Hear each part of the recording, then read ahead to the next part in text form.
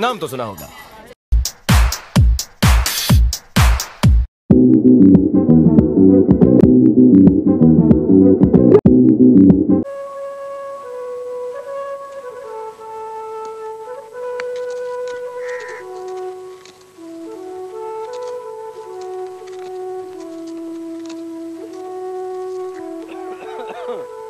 केरो साईं आवां मोर। हाँ मोर किया निकरी पे बस साईं वड़कंदे वड़कंदे आवां के ॾिठुम त लड़ी पियो साइडां।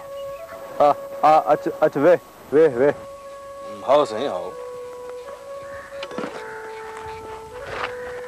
मोर ॿियूं कहिड़ी ख़बरूं चारो ने भला किथे छंड पड़ी पई के न नको पर दंग में किथे वेठो आहे के न साईं न भूकल आयो ते समाचार कया हुआ त चुटाड़ी काठी सांवरी ताईं ओ किथे फुड़ी कोन पई आहे। हाँ मोर जी साईं। अगोणो डुकार याद आ तोखे? हाँ साईं। उन डुकार मुंहिंजी अखियूं खसी हुयूं न। हाँ दुआ कर त ही डुकार मुंहिंजो वेसा न खसे। बस साईं छा कजे? भला हे माण्हू ॻोठ छॾे वञनि पिया छा? साईं ॿियो माण्हू छा कंदा? अॼु न वेंदा सुभाणे वेंदा जे अहिड़ो हाल रहियो त। यार मोर सदाई अहिड़ो हाल छो रहंदो?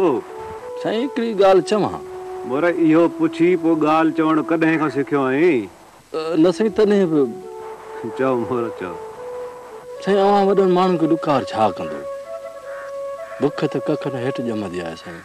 बुख रुगो पेट जी हूंदी आहे कीअं?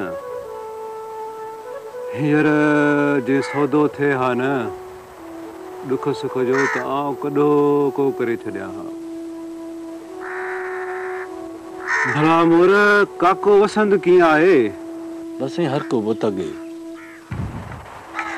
मोर सारंग ॿुधंदे? साईं सारंग ॿुधी हाणे त फटनि जूं कड़ियूं थियूं हलनि। माण्हू अञा ॿुधनि पिया? ॿियो न त साईं। पोइ माण्हुनि जो वेसा अञा कोन टुटो आहे ॿियो। हींअर ककुरियूं रुठियूं त घोरियो पर सुर त पाण खां कोन रुठा आहिनि।